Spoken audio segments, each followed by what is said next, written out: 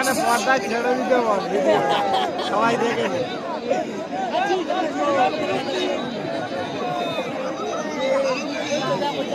আমি বলবো এই সাউন্ডম্যান যে এখানে অপারেটর করছে এখানে পাশে একটু সরে যাবেন, কারণ ওনার অপারেট করতে একটু প্রবলেম হচ্ছে। সাউন্ড যদি ঠিকঠাক না থাকে গোটা প্রোগ্রামটাই চালানো যাবে না।